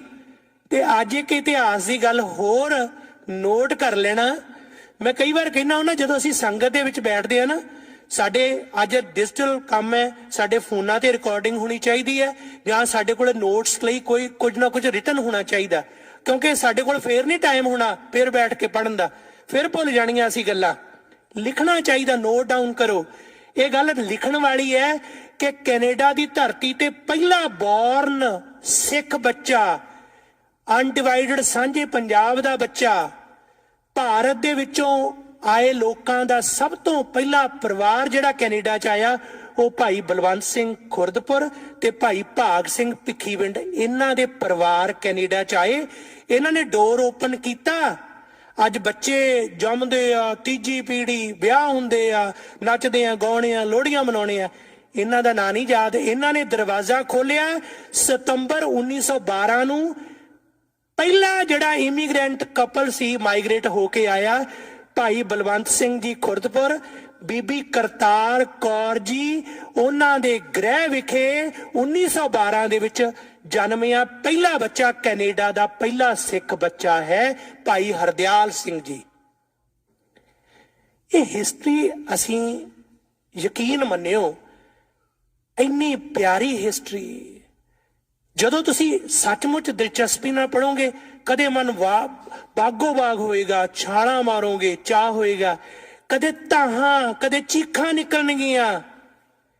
ਜਿਸ ਨੂੰ ਅਸੀਂ ਪਰੋਸਿਆ ਨਾ ਸਮਝਦੇ ਆ ਥਾਲੀ 'ਚ ਪਰੋਸ ਕੇ ਮਿਲ ਗਿਆ ਜੀ, ਆ MP ਬਣ ਗਿਆ, MLA ਬਣ ਗਿਆ, ਮਿਨਿਸਟਰ ਬਣ ਗਿਆ। ਇਹ ਹੱਕ ਥਾਲੀ 'ਚ ਪਰੋਸ ਕੇ ਨਹੀਂ ਮਿਲੇ। ਇਹਨਾਂ ਨੌਜਵਾਨਾਂ ਨੇ ਸ਼ਹੀਦੀਆਂ ਪਾਈਆਂ ਤੇ ਸ਼ੇਰਾਂ ਦੀਆਂ ਮਾਰਾਂ, ਗਿੱਦੜਾਂ ਦੀਆਂ ਕਲੋਲਾਂ। ਜਦੋਂ ਭਾਈ ਬਲਵੰਤ ਸਿੰਘ ਖੁਰਦਪੁਰ ਪੰਜਾਬ 'ਚ ਗਏ ਕਿ ਸਾਡੇ ਤੇ ਕੈਨੇਡਾ ਦੇ ਵਿੱਚ ਇਹ ਪਾਬੰਦੀਆਂ ਨੇ, ਪੰਜਾਬ ਦੇ ਵਿੱਚ ਇੰਪੀਰੀਅਲਿਜ਼ਮ ਹੈ। ਮਾਈਕਲ ਅਡਵਾਇਰ ਦੀ ਇੱਕ ਕਿਤਾਬ ਹੈ ਇੰਡੀਆ ਐਜ਼ ਆਈ ਨਿਊ, ਮੈਂ ਇਸ ਆਰਟੀਕਲ ਦੇ ਤਕਰੀਬਨ ਸਾਰੇ ਅਖਬਾਰਾਂ 'ਚ ਛਪਿਆ ਹੋਇਆ, ਇੰਟਰਨੈਟ ਤੇ ਵੀ ਹੋਏਗਾ। ਉਹਦੇ ਵਿੱਚ ਜ਼ਿਕਰ ਕੀਤਾ ਕਿ ਉਹਨਾਂ ਦੀ ਜਿਹੜੀ ਮੀਟਿੰਗ ਸੀਗੀ, ਮੀਟਿੰਗ ਦੇ ਮੌਕੇ ਤੇ ਅਡਵਾਇਰ ਨੇ ਕਿਹਾ ਕਿ ਸਾਰੇ ਜਿਹੜਾ ਵਫਦ ਹੈ, ਡੈਲੀਗੇਸ਼ਨ ਜਿਹੜਾ ਆਇਆ, ਉਹਦੇ ਚੋਂ ਇੱਕ ਸਿੰਘ ਜਿਹੜਾ ਉਹ ਮੈਨੂੰ ਖਤਰਨਾਕ ਲੱਗਦਾ ਸਭ ਤੋਂ, ਕਿਉਂਕਿ ਉਹਦੀ ਐਕਟਿਵਿਜ਼ਮ, ਉਹਦੀ ਗੱਲਬਾਤ ਜਿਹੜੀ ਹੈ ਉਹ ਕਾਇਲ ਕਰਦੀ ਹੈ, ਉਹ ਭਾਈ ਬਲਵੰਤ ਸਿੰਘ ਖੁਰਦਪੁਰ ਸੀ। ਸਤਿ ਸ੍ਰੀ ਅਕਾਲ। ਤੇ 18 ਸਤੰਬਰ 1913 ਨੂੰ ਸ਼ਿਮਲੇ ਦੇ ਵਿੱਚ ਇਹ ਮੀਟਿੰਗ ਹੋਈ। ਲੈਫਟੀਨੈਂਟ ਗਵਰਨਰ ਮਾਈਕਲ ਅਡਵਾਇਰ ਦੇ ਮੂੰਹ ਤੇ ਬਲਵੰਤ ਸਿੰਘ ਖੁਰਦਪੁਰ ਨੇ ਜਿਹੜੀ ਗੱਲ ਕਹੀ ਉਹਨੂੰ ਨਿਰਉੱਤਰ ਕੀਤਾ ਤੇ ਤਾਰ ਭੇਜਤੀ ਅਡਵਾਇਰ ਨੇ, ਕਿਉਂਕਿ ਅਗਲੀ ਮੀਟਿੰਗ ਇਸ ਵਫਦ ਦੀ ਜਿਹੜੀ ਸੀ, ਕਿਉਂਕਿ ਬ੍ਰਿਟਿਸ਼ ਇੰਪਾਇਰ ਸੀ, ਬ੍ਰਿਟਿਸ਼ ਇੰਡੀਆ ਸੀ, ਲੰਡਨ, ਪਹਿਲਾਂ ਲੰਡਨ ਵਫਦ ਗਿਆ, ਫਿਰ ਇੰਡੀਆ ਗਿਆ। ਅਗਲੀ ਮੀਟਿੰਗ ਸੀ ਭਾਰਤ ਦਾ ਜਿਹੜਾ ਵਾਇਸਰਾਏ, ਉਹਦਾ ਨਾਂ ਸੀ ਲਾਰਡ ਹਾਰਡਿੰਗ। ਲਾਰਡ ਹਾਰਡਿੰਗ ਸ਼ਾਇਦ ਸੁਣਿਆ ਹੋਵੇ, ਹਿਸਟਰੀ ਦੇ ਜੇ ਸਟੂਡੈਂਟ ਆ। 5 ਅਕਤੂਬਰ 1913 ਨੂੰ ਗੁਰਦੁਆਰਾ ਸਾਹਿਬ ਦਾ ਹੋਵੇ ਗ੍ਰੰਥੀ ਸਿੰਘ ਤੇ ਇੰਡੀਆ ਦਾ ਪ੍ਰਾਈਮ ਮਿਨਿਸਟਰ ਉਸ ਵੇਲੇ ਦਾ, ਕਹਿ ਲਓ ਲਾਰਡ ਹਾਰਡਿੰਗ ਦੀ ਪਾਵਰ ਉਸ ਤੋਂ ਵੀ ਜ਼ਿਆਦਾ ਸੀ ਕਿਉਂਕਿ ਡਿਕਟੇਟਰਸ਼ਿਪ ਸੀ। ਵਾਇਸਰਾਏ ਨਾਲ ਅੱਖਾਂ ਮਿਲਾ ਕੇ ਗੱਲ ਕਰ ਰਿਹਾ, ਕਿਉਂ ਬਈ ਸਾਡੇ ਨਾਲ ਇਹ ਧੱਕਾ ਹੋ ਰਿਹਾ, ਕੀ ਮਤਲਬ ਹੈ? ਅਸੀਂ ਸਾਬਕਾ ਸਿੱਖ ਫੌਜੀ ਵੀ ਤੁਹਾਡੇ ਤਾਂ, ਤੁਸੀਂ ਤਾਂ ਦੇਣਦਾਰ ਹੋ ਇਹਨਾਂ ਲੋਕਾਂ ਦੇ। ਜਦੋਂ ਸ਼ੇਰੇ ਪੰਜਾਬ ਮਹਾਰਾਜਾ ਰਣਜੀਤ ਸਿੰਘ ਦਾ ਰਾਜ ਖੋਇਆ, ਉਸ ਤੋਂ ਬਾਅਦ ਪੰਜਾਬ ਦੇ ਵਿੱਚ ਆਰਥਿਕ ਕੰਗਾਲੀ ਹੋਈ, ਤਬਾਹ ਹੋਇਆ, ਉਹ ਲੰਮਾ ਇਤਿਹਾਸ ਹੈ। ਉਸ ਤੋਂ ਬਾਅਦ ਸਿੱਖ ਉਹ ਸਿਚੁਏਸ਼ਨ 'ਚ ਵੀ ਗਏ ਕਿ ਫੌਜ ਦੇ ਵਿੱਚ ਭਰਤੀ ਹੋਏ, ਕਈ ਉਹਦੇ ਤੇ ਕਿੰਤੂ ਪਰੰਤੂ ਕਰਦੇ, ਉਹਦੀਆਂ ਵੀ ਦਲੀਲਾਂ ਹਨ। ਅੱਜ ਸਮਾਂ ਨਹੀਂ, ਸਾਰਾ ਗੜੀ ਦਾ ਸਾਕਾ ਅੰਗਰੇਜ਼ਾਂ ਲਈ ਨਹੀਂ ਸੀ ਲੜੇ, ਉਹ ਇੱਕ ਕਸਮ ਪ੍ਰਣ ਦ੍ਰਿੜ ਇਰਾਦੇ ਤੇ ਨਿਸ਼ਚਿਤ ਰੂਪ ਦੇ ਵਿੱਚ, ਜਿੱਥੇ ਉਹਨਾਂ ਦੀ ਆਪਣੀ ਕਰਮ ਭੂਮੀ ਸੀ ਉੱਥੇ ਉਹ ਲੜੇ ਕਿਉਂਕਿ ਉਹਨਾਂ ਦਾ ਫਰਜ਼ ਸੀ। ਅੱਜ ਦੁਨੀਆ ਦੀਆਂ ਸਭ ਤੋਂ ਵੱਡੀਆਂ ਬੈਟਲਸ ਦੇ ਵਿੱਚੋਂ ਸਾਰਾਗੜ੍ਹ ਦੀ ਉਹ ਲੜਾਈ ਵੀ ਗਿਣੀ ਜਾਂਦੀ ਹੈ। ਇਹ ਮੈਂ ਤਾਂ ਕਿਹਾ, ਭਾਈ ਬਲਵੰਤ ਸਿੰਘ ਹੋਰਾਂ ਨੇ ਨਿਰਉੱਤਰ ਕੀਤਾ ਲਾਰਡ ਹਾਰਡਿੰਗ ਨੂੰ, ਪਰ ਖਾਲਸਾ ਜੀ ਜਦੋਂ ਅਸੀਂ ਦੇਖਦੇ ਹਾਂ ਕਿ ਉਹ ਉੱਥੇ ਪ੍ਰਚਾਰ ਕਰ ਰਹੇ ਸਨ, ਉਸ ਵੇਲੇ ਇੱਕ ਹੋਰ ਸ਼ਖਸ ਸੀ ਜਿਸ ਨੂੰ ਪੰਜਾਬ ਕੇਸਰੀ ਕਿਹਾ ਜਾਂਦਾ, ਲਾਜਪਤ ਰਾਏ। ਕਿਰਤੀ ਅਖਬਾਰ ਦੇ 1926 ਦੇ ਅੰਕ ਤੇ ਪੰਨਾ ਨੰਬਰ 14 ਤੇ ਇਹ ਲਿਖਿਆ ਹੋਇਆ ਕਿ ਲਾਜਪਤ ਰਾਏ ਨੇ ਇਹ ਬਿਰਤਾਂਤ ਸਿਰਜਿਆ ਕਿ ਜਿਹੜਾ ਵਫਦ ਆਇਆ ਇਹ ਸਿੱਖਾਂ ਦੇ ਵਾਸਤੇ ਹੀ ਹੈ, ਇਹ ਸਾਡੇ ਨਾਲ ਇਹਦਾ ਕੋਈ ਸੰਬੰਧ ਨਹੀਂ, ਅਸੀਂ ਇਹਨਾਂ ਦੀ ਮਦਦ ਨਹੀਂ ਕਰਨੀ। ਉਹ ਅੰਗਰੇਜ਼ਾਂ ਨੂੰ ਭਾਰਤ ਚੋਂ ਭਜਾਉਣ ਵਾਸਤੇ, ਬਸਤੀਵਾਦ ਨੂੰ ਖਤਮ ਕਰਨ ਵਾਸਤੇ, ਨਾਲ ਸਿੱਖਾਂ ਲਈ ਹੱਕ ਮੰਗਣ ਵਾਸਤੇ ਗਏ ਸੀ। ਪਰ ਇਹ ਲਾਜਪਤ ਰਾਏ ਨੇ ਪੰਜਾਬ ਕੇਸਰੀ, ਅੱਜ ਅਸੀਂ ਕਹਿੰਦੇ ਆ, ਬਾਬਿਆਂ ਦੇ ਫੰਡਾਂ 'ਚ ਦੁਰਵਰਤੋਂ ਕੀਤੀ। ਕੇਸਰ ਸਿੰਘ ਨਾਵਲਿਸਟ ਪੜ੍ਹੋ, ਜਸਵੰਤ ਸਿੰਘ ਕਮਲ ਪਿੰਡ ਢੁੱਡੀ ਕੇ ਲਾਲੇ ਦੇ ਨਾਨਕੇ ਸੀ ਤੇ ਹਠੂਰ ਦਾ ਇਹ ਜੰਮਿਆ ਸੀ। ਇਹ ਇਤਿਹਾਸ ਹੈ, ਮੈਂ ਉਸ ਤੇ ਸਮਾਂ ਅਜਾਈ ਨਹੀਂ ਗਵਾਉਣਾ। ਭਾਈ ਸਾਹਿਬ ਬਲਵੰਤ ਸਿੰਘ ਜੀ ਨੇ ਜਦੋਂ ਇਹ ਗੱਲ ਕਹੀ ਤੇ ਇੱਕ ਪਾਸੇ ਮਜੀਠੀਏ ਵਰਗੇ ਜਿਹੜੇ ਕਾਬਜ਼ ਸਨ, ਅਰੂੜ ਸਿੰਘ ਵਰਗੇ, ਉਹਨਾਂ ਨੇ ਇਹਨਾਂ ਯੋਧਿਆਂ ਨੂੰ ਅੰਗਰੇਜ਼ਾਂ ਦੀ ਸ਼ਹਿ ਤੇ ਬਿਲਕੁਲ ધિਕਾਰ ਦਿੱਤਾ ਤੇ ਦੂਜੇ ਪਾਸੇ ਆ ਜਿਹੜੇ ਹਿੰਦੂਤਵੀ ਸੀ ਇਹਨਾਂ ਨੇ ਲਗਾਤਾਰ ਇਹਨਾਂ ਦਾ ਵਿਰੋਧ ਕੀਤਾ। ਇਹ ਇਤਿਹਾਸ ਹੈ, ਭੁੱਲਣਾ ਨਹੀਂ ਅਸੀਂ। ਵਾਪਸ ਆਏ ਇਸ ਕੈਨੇਡਾ ਦੀ ਧਰਤੀ ਤੇ ਆ ਕੇ ਸ਼ਹੀਦ ਭਾਈ ਭਾਗ ਸਿੰਘ ਭਿੱਖੀਵਿੰਡ ਅਤੇ ਸ਼ਹੀਦ ਭਾਈ ਬਤਨ ਸਿੰਘ ਦਲੇਲ ਸਿੰਘ ਵਾਲਾ, ਹੌਪਕਿੰਸਨ ਐਂਗਲੋ ਇੰਡੀਅਨ ਸਪਾਈ, ਇੰਡੀਆ ਦਾ ਸੀ, ਬ੍ਰਿਟਿਸ਼ ਦਾ, ਲੰਡਨ ਦਾ ਸੀ, ਕੈਨੇਡਾ ਦਾ ਸੀ, 3 ਥਾਂ ਤੇ ਜਸੂਸੀ ਕਰਦਾ ਸੀ। ਅੱਜ ਦੇ ਨਿਖਲ ਗੁਪਤਾ ਵਰਗੇ ਤਾਂ ਅਜੇ ਥੋੜੇ ਆ ਨਾ, ਛੋਟੇ, ਉਹ ਬੜੇ ਵੱਡੇ ਪੱਧਰ ਤੇ ਸੀ, ਪਰ ਪੈਟਰਨ ਉਹੀ ਹੈ, ਪੈਟਰਨ ਬਦਲਿਆ ਨਹੀਂ। ਜਿੱਦਣ ਤੁਸੀਂ ਕੜੀਆਂ ਜੋੜ ਕੇ ਦੇਖਣੀਆਂ ਸ਼ੁਰੂ ਕਰਤੀਆਂ ਖਾਲਸਾ ਜੀ, ਮਨ ਦੇ ਵਿੱਚ ਦੁਬਿਧਾ ਖਤਮ ਹੋ ਜਾਣੀ। ਕੜੀਆਂ ਨਹੀਂ ਅਸੀਂ ਜੋੜਦੇ, ਕਦੇ ਵੀ ਨਹੀਂ ਜੋੜਦੇ। ਉਹ ਜੀ ਪੁਰਾਤਨ ਇਤਿਹਾਸ ਜੀ, ਉਹ ਮੱਧਕਾਲ ਦਾ ਇਤਿਹਾਸ ਜੀ, ਇਹ ਵਰਤਮਾਨ ਇਤਿਹਾਸ ਜੀ, ਨਿਰੰਤਰ ਇਤਿਹਾਸ ਹੈ, ਲਗਾਤਾਰ ਹੈ। ਤੇ ਉਹਨੇ ਸਾਡਾ ਹੀ ਬੰਦਾ ਖਰੀਦਿਆ, ਜਿਵੇਂ ਕਿ ਭਾਈ ਹਰਦੀਪ ਸਿੰਘ ਤੇ ਅਟੈਕ ਕਰਨ ਲਈ ਖਰੀਦੇ ਬੰਦੇ ਆਪਣੀ, ਉਹ ਖਰੀਦਿਆ ਬੰਦਾ ਸੀ ਬੇਲਾ ਜਿਆਣ। ਇਹ ਸਨ 2023 ਦੀ ਘਟਨਾ, ਉਹ 1914 ਦੀ ਘਟਨਾ, ਇਹ 18 ਜੂਨ ਦੀ ਤੇ ਉਹ 5 ਸਤੰਬਰ ਦੀ। 2nd ਐਵਨਿਊ ਤੇ ਗੁਰਦੁਆਰੇ ਵਿਖੇ ਗੋਲੀਆਂ ਚਲਾਈਆਂ, ਗੁਰਦੁਆਰੇ ਦੇ ਅੰਦਰ ਗੋਲੀਆਂ ਚਲਾ ਕੇ ਪਹਿਲੇ ਪ੍ਰਧਾਨ ਗੁਰਦੁਆਰਾ ਸਾਹਿਬ ਦੇ ਭਾਈ ਭਾਗ ਸਿੰਘ ਜੀ, ਉਹਨਾਂ ਨੂੰ ਸ਼ਹੀਦ ਕੀਤਾ। ਦੂਜਾ ਨਿਸ਼ਾਨਾ ਹਜ਼ੂਰੀ ਦੇ ਵਿੱਚ ਚੌਰ ਕਰ ਰਹੇ ਸਨ, ਬੈਠੇ ਸਨ ਭਾਈ ਬਲਵੰਤ ਸਿੰਘ ਜੀ ਖੁਰਦਪੁਰ, ਸਭ ਤੋਂ ਵੱਡੇ ਨੇਤਾਵਾਂ ਲੀਡਰਾਂ ਦੇ ਵਿੱਚੋਂ ਸਨ। ਜਦੋਂ ਉਧਰ ਨੂੰ ਨਿਸ਼ਾਨਾ ਕੀਤਾ, ਬਤਨ ਸਿੰਘ ਦਲੇਲ ਸਿੰਘ ਵਾਲਾ ਨੇ ਉਸ ਨੂੰ ਜਿਉਂ ਚੰਬਿਆ ਤੇ ਉਹਨੇ ਆਪਣਾ ਰਿਵਾਲਵਰ ਉਧਰ ਕਰ ਦਿੱਤਾ ਤੇ ਭਾਈ ਸਾਹਿਬ ਦੀ ਸ਼ਹੀਦੀ ਹੋ ਗਈ। ਭਾਈ ਬਲਵੰਤ ਸਿੰਘ ਜੀ ਬਚ ਗਏ, ਨਹੀਂ ਤਾਂ ਉਹਨਾਂ ਨੂੰ ਨਿਸ਼ਾਨੇ ਤੇ ਸੀ। ਤੇ ਭਾਈ ਮੇਵਾ ਸਿੰਘ ਜੀ ਬੈਠੇ ਸੀ ਸੰਗਤਾਂ ਦੇ ਵਿੱਚ, ਕੀਰਤਨ ਕਰਕੇ ਹਟੇ ਸੀ, ਕੀਰਤਨੀਏ ਸੀ, ਨਿਰੋਲ ਸਿੱਖ। ਦਾਵਾ ਛੱਡਤਾ, ਅਗਲਿਆਂ ਨੇ ਕਾਮਰੇਡ ਬਣਾ ਤੇ ਸਾਰੇ ਗਦਰੀ ਬਾਬੇ। ਨਾ ਪੜੋ, ਠੀਕ ਹੈ, ਰੋਣਾ, ਸਾਨੂੰ ਰੋਣ ਦਾ ਹੱਕ ਨਹੀਂ, ਕਿਉਂਕਿ ਅਸੀਂ ਕੀਤਾ ਕੱਖ ਨਹੀਂ। ਅਸੀਂ ਬਿਲਕਦੇ ਬਹੁਤ ਹਾਂ ਜੀ, ਸਾਡਾ ਇਤਿਹਾਸ ਤੁਸੀਂ ਸਾਂਭ ਲੈਂਦੇ ਬਈ, ਕਿਸੇ ਨੇ ਰੋਕਿਆ ਸੀ? ਆਪਣੇ ਇਤਿਹਾਸ ਦੀ ਆਪ ਪੜਚੋਲ ਨਹੀਂ ਕਰਨੀ, ਫਿਰ ਜਿਹਦੇ ਹੱਥ ਜੋ ਆਊਗਾ ਉਹ ਤਾਂ ਕਰੂਗਾ ਹੀ। ਅਜੇ ਤਾਂ ਹੋਣਾ ਹੈ ਬਹੁਤ ਕੁਛ। ਨਿਰੋਲ ਸਿੱਖ ਸਨ ਭਾਈ ਮੇਵਾ ਸਿੰਘ ਜੀ, ਗੁਰੂ ਗ੍ਰੰਥ ਸਾਹਿਬ ਦੇ ਹਜ਼ੂਰੀਏ ਸੇਵਾਦਾਰ ਸਨ ਭਾਈ ਬਲਵੰਤ ਸਿੰਘ ਜੀ ਖੁਰਦਪੁਰ, ਗ੍ਰੰਥੀ ਸਿੰਘ ਸਨ ਭਾਗ ਸਿੰਘ ਜੀ, ਗੁਰਦੁਆਰਾ ਸਾਹਿਬ ਦੇ ਮੁੱਖ ਸੇਵਾਦਾਰ ਪ੍ਰਧਾਨ ਸਨ। ਇਹਨਾਂ ਦੀਆਂ ਸ਼ਹੀਦੀਆਂ ਹੋਈਆਂ ਤੇ ਭਾਈ ਮੇਵਾ ਸਿੰਘ ਜੀ ਨੇ ਹੌਪਕਿੰਸਨ ਨੂੰ ਸੋਧਿਆ 21 ਅਕਤੂਬਰ ਸਨ 1914 ਨੂੰ ਵੈਨਕੂਵਰ ਆਰਟ ਗੈਲਰੀ, ਜਿੱਥੇ 1984 ਦੇ ਸਿੱਖ ਜੈਨੋਸਾਈਡ ਲਈ ਅਸੀਂ ਇਕੱਠੇ ਹੁੰਨੇ ਆ, ਉੱਥੇ ਸੋਧਾ ਲਾਇਆ ਸੀ। ਤੇ ਅਗਲੇ ਸਾਲ 11 ਜਨਵਰੀ 1915 ਨੂੰ ਉਹਨਾਂ ਨੂੰ ਫਾਂਸੀ ਦਿੱਤੀ ਗਈ ਸੀ। ਇਧਰੋਂ ਜਦੋਂ ਉਹ ਬਚ ਗਏ ਭਾਈ ਬਲਵੰਤ ਸਿੰਘ ਜੀ, ਫਿਰ ਫੈਸਲਾ ਕੀਤਾ ਕਿ ਹੁਣ ਲੜਾਈ ਸਿੱਧੀ ਨੱਕੋ ਨੱਕ ਹੈ। ਭਾਈ ਸਾਹਿਬ ਜੀ ਉਸ ਵੇਲੇ ਦੇਸ਼ ਪੰਜਾਬ ਨੂੰ ਚੱਲ ਪਏ, ਗ੍ਰਿਫਤਾਰੀ ਹੋ ਗਈ, ਥਾਈਲੈਂਡ ਦੇ ਵਿੱਚ, ਬੈਂਕਾਕ ਦੇ ਵਿੱਚ ਅਰੈਸਟ ਹੋ ਗਏ, ਲਾਹੌਰ ਲਿਜਾਇਆ ਗਿਆ, ਕੇਸ ਚੱਲਿਆ ਤੇ ਉਹੀ ਜਿਹੜੇ ਟਾਊਟ ਸਨ ਉੱਥੇ ਵੀ ਜਾ ਚੁੱਕੇ ਸਨ। ਉਹਨਾਂ ਨੇ ਗਵਾਹੀਆਂ ਦਿੱਤੀਆਂ। ਜਿੱਥੋਂ ਗੱਲ ਆਰੰਭ ਹੋਈ, ਜਿਹੜੀ ਡਾਇਰੀ ਨਾਲ ਸੀ ਉਹਦੇ ਤੇ ਲਿਖਿਆ ਸੀ, ਚੂੰਕਾਰ ਆਜ਼ਮਾ ਹੀਲਤੇ ਦਰਗੁਜਸ਼ਤ ਹਲਾਲ ਅਸਤ ਬੁਰਦਨ ਬਾ ਸ਼ਮਸ਼ੀਰ ਦਸਤ।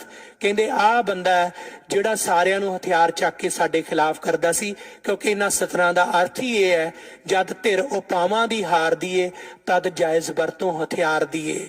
ਤੇ ਇਸ ਆਧਾਰ ਤੇ ਕਿ ਬ੍ਰਿਟਿਸ਼ ਸਰਕਾਰ ਦਾ ਤਖਤਾ ਇਹਨਾਂ ਨੇ ਪਲਟਣਾ, ਭਾਈ ਸਾਹਿਬ ਨੂੰ ਫਾਂਸੀ ਦੀ ਸਜ਼ਾ ਸੁਣਾਈ ਗਈ। ਉਹਨਾਂ ਦੀ ਪਤਨੀ ਬੀਬੀ ਕਰਤਾਰ ਕੌਰ ਨੂੰ ਦੱਸਿਆ ਗਿਆ ਕਿ 30 ਮਾਰਚ ਨੂੰ ਫਾਂਸੀ ਹੋਣੀ ਹੈ। ਇਸ ਗੱਲ ਤੋਂ ਕਿ ਲੋਕਾਂ ਦੇ ਅੰਦਰ ਵਿਦਰੋਹ ਪੈਦਾ ਹੋਏਗਾ, ਇੱਕ ਦਿਨ ਪਹਿਲਾਂ 29 ਮਾਰਚ ਅੱਜ ਦੇ ਦਿਨ 1917 ਨੂੰ ਭਾਈ ਸਾਹਿਬ ਨੂੰ ਫਾਂਸੀ ਦੇ ਦਿੱਤੀ ਗਈ, ਸ਼ਹੀਦੀ ਹੋ ਗਈ। ਅਗਲੇ ਦਿਨ ਭੈਣ ਜੀ ਆਉਂਦੇ ਨੇ ਕਿ ਮੈਂ ਪਹਿਲਾਂ ਮੁਲਾਕਾਤ ਕਰ ਲਵਾਂ, ਕੱਲ ਨੂੰ ਅੱਜ ਉਹਨਾਂ ਨੂੰ ਫਾਂਸੀ ਦੇਣੀ ਹੈ ਤਾਂ ਪਤਾ ਲੱਗਿਆ ਕਿ ਉਹ ਸ਼ਹੀਦ ਕੀਤੇ ਜਾ ਚੁੱਕੇ ਨੇ। ਉਹ ਯੋਧੇ, ਉਹਨਾਂ ਦਾ ਇਤਿਹਾਸ, ਤੇ ਅੱਜ ਉਹ ਚੜ੍ਹਦੀ ਕਲਾ ਨੂੰ ਅਸੀਂ ਛੱਡ ਕੇ ਅਸੀਂ ਚੜ੍ਹਦੀ ਕਲਾ ਦੇ ਸਿੱਖ ਹੈਰੀਟੇਜ ਮਹੀਨੇ ਦੇ ਵਿੱਚ ਅਸੀਂ ਕਰ ਕੀ ਰਹੇ ਹਾਂ? ਸਾਨੂੰ ਯਾਦ ਕਰਨਾ ਚਾਹੀਦਾ ਸਾਡੀਆਂ ਵਿਰਾਸਤਾਂ 'ਚ ਪ੍ਰਾਪਤੀਆਂ ਦੀ ਗੱਲ, ਕਿ ਸਿੱਖਾਂ ਨੇ ਇੱਥੇ ਆ ਕੇ ਨਸਲਵਾਦ ਨੂੰ ਕਿਵੇਂ ਖਤਮ ਕੀਤਾ, ਬਸਤੀਵਾਦ ਨੂੰ ਕਿਵੇਂ ਖਤਮ ਕੀਤਾ, ਮੂਲ ਵਾਸੀਆਂ ਨੂੰ ਕਿਵੇਂ ਬਰਾਬਰ ਖੜਾ ਕੀਤਾ, ਦੇਸ਼ ਲਈ ਕੁਰਬਾਨੀ ਵੀ ਕੀਤੀ। ਪਰ ਦੇਸ਼ ਵਾਲੇ ਅੱਜ ਸ਼ੇਰਾਂ ਦੀਆਂ ਮਾਰਾਂ ਤੇ ਗਿੱਦੜਾਂ ਦੀਆਂ ਕਲੋਲਾਂ ਅੱਜ ਕਬਜ਼ਾ ਕਰਕੇ ਸਿੱਖਾਂ ਨਾਲ ਹੀ ਧੱਕਾ ਕਰ ਰਹੇ ਨੇ। ਪਰ ਚੜ੍ਹਦੀ ਕਲਾ ਦੀ ਥਾਂ ਤੇ ਅਸੀਂ ਮਨਾ ਕੀ ਰਹੇ ਹਾਂ ਜੀ? ਅਸੀਂ ਮਨਾ ਰਹੇ ਹਾਂ ਕਿ ਚੜ੍ਹਦੀ ਕਲਾ ਲੋ ਪ੍ਰੈਸ਼ਰ। ਆਹ ਸੈਮੀਨਾਰ ਹੋ ਰਹੇ ਆ ਇਹਨਾਂ ਦਿਨਾਂ 'ਚ, ਮੈਂ ਹੈਰਾਨ ਆ। ਤੁਸੀਂ ਸਿੱਖ ਸੋਵਰਨਟੀ ਵਾਲੇ ਬੰਦੇ, ਈਵਨ ਇੱਕ ਸੈਮੀਨਾਰ ਇਸ ਗੁਰਦੁਆਰਾ ਸਾਹਿਬ ਵੀ ਹੋਣਾ ਕਿ ਆਪਟਿਜ਼ਮ, ਕਿ ਜਿਹੜੀ ਆਪਣੇ ਜੀਵਨ ਦੇ ਵਿੱਚ ਜਿਨ੍ਹਾਂ ਨੂੰ ਸਮਝ ਨਹੀਂ ਆਉਂਦੀ ਚੜ੍ਹਦੀ ਕਲਾ ਦੇ ਵਿੱਚ, ਉਹਦੇ ਬਾਰੇ ਗੱਲ ਕਰੋ। ਚੜ੍ਹਦੀ ਕਲਾ 'ਚ ਪ੍ਰਾਪਤੀਆਂ ਦੱਸੋ। ਇਹ ਜਿਹੜੀਆਂ ਸਾਡੀਆਂ ਊਣਤਾਈਆਂ, ਕਮਜ਼ੋਰੀਆਂ, ਘਾਟਾਂ, ਇਹਨਾਂ ਦੀ ਗੱਲ ਤਾਂ ਸਾਡੀ ਲਗਾਤਾਰ ਹੁੰਦੀ ਰਹਿਣੀ ਹੈ। ਇੱਕ ਮਹੀਨੇ 'ਚ ਦੱਸੋ ਜਿਹੜੀਆਂ ਖਾਲਸੇ ਨੇ ਤੇਗਾਂ ਮਾਰੀਆਂ ਨੇ, ਜਿਹੜੇ ਸਾਡੀਆਂ ਪ੍ਰਾਪਤੀਆਂ ਦੀਆਂ ਗੱਲਾਂ ਨੇ, ਕਿ ਸਿੱਖਾਂ ਨੇ ਦੁਨੀਆ ਦੇ ਵਿੱਚ ਸਭ ਤੋਂ ਜੇ ਬਿਹਤਰੀਨ ਰਾਜ ਕੀਤਾ ਤਾਂ ਗੁਰੂ ਸ਼ਬਦ ਦੀ ਪ੍ਰੇਰਨਾ ਨਾਲ ਬੰਦਾ ਸਿੰਘ ਬਹਾਦਰ ਨੇ ਕੀਤਾ, ਜਦੋਂ ਜ਼ਮੀਨਾਂ ਦੇ ਮਾਲਕ ਹਲਵਾਹਕ ਬਣੇ, ਜਿਨ੍ਹਾਂ ਨੂੰ ਤੁਸੀਂ ਅੱਜ ਕਾਸਟ ਓਵਰ ਕਾਸਟ ਦੇ ਵਿੱਚ ਜ਼ੁਲਮ ਤੇ ਜ਼ਬਰ ਕਰਦੇ ਹੋਏ ਵਿਤਕਰੇ ਨਾਲ ਦੇਖ ਰਹੇ ਹੋ। ਜਦੋਂ ਮਹਾਰਾਜਾ ਰਣਜੀਤ ਸਿੰਘ ਦਾ ਰਾਜ ਆਇਆ, ਕਿਸੇ ਇੱਕ ਨੂੰ ਫਾਂਸੀ ਨਹੀਂ ਹੋਈ, ਕਿਸੇ ਦੇ ਉੱਪਰ ਜ਼ੁਲਮ ਨਹੀਂ ਹੋਇਆ, ਪਰ ਕੈਪੀਟਾ ਇਨਕਮ ਸਭ ਤੋਂ ਵੱਡੀ ਸੀ। ਮਨੀ ਦਾ ਲੈਵਲ ਜਿਹੜਾ ਇਹ ਸੀ ਕਿ 1 ਰੁਪਈਆ 14 ਪੌਂਡ ਦੇ ਬਰਾਬਰ ਸੀ। ਸਰਚ ਕਰ ਲਿਓ, 1800 to 1839 ਗਿਣ ਕੇ ਦੇਖਿਓ। ਤੇ ਅੱਜ ਇਹਨਾਂ ਦਾ ਰੁਪਈਆ ਜਿਹੜੇ ਖਾ ਗਏ, ਕਿਤੇ ਬੋਫੋਰਸ ਦੇ ਵਿੱਚ, ਕਿਤੇ ਸਵਿਸ ਦੇ ਵਿੱਚ, ਆਪ ਹੀ ਅਡਾਨੀ ਅਬਾਨੀ ਤੇ ਕੁਝ ਲੋਕਾਂ ਦੇ ਰਾਹੀਂ ਪੂਰਾ ਦੇਸ਼ ਲੁੱਟ ਲਿਆ, ਅੱਜ ਕਿੱਥੇ ਖੜਾ। ਤੇ ਇਹ ਵੀ ਸੀ ਕਿ ਬਾਹਰਲੇ ਜਰਨੈਲ ਆ ਕੇ ਨੌਕਰੀਆਂ ਕਰਦੇ ਸਨ, ਜਨਰਲ ਵੈਂਚਰ ਵਰਗੇ, ਤੇ ਅੱਜ ਅਸੀਂ ਸਾਰੇ ਦੇ ਸਾਰੇ ਇਹਨਾਂ ਦੇ ਕੋਲ ਇਹਨਾਂ ਦੇਸ਼ਾਂ 'ਚ ਜਾ ਰਹੇ ਹਾਂ। ਕਿਉਂ? ਆਪਣੇ ਸਿਸਟਮ ਨਹੀਂ। ਇਹ ਸਾਡੀ ਪ੍ਰਾਪਤੀ ਸੀ, ਇਹ ਪ੍ਰਾਪਤੀਆਂ ਦੱਸਣੀਆਂ ਅਸੀਂ।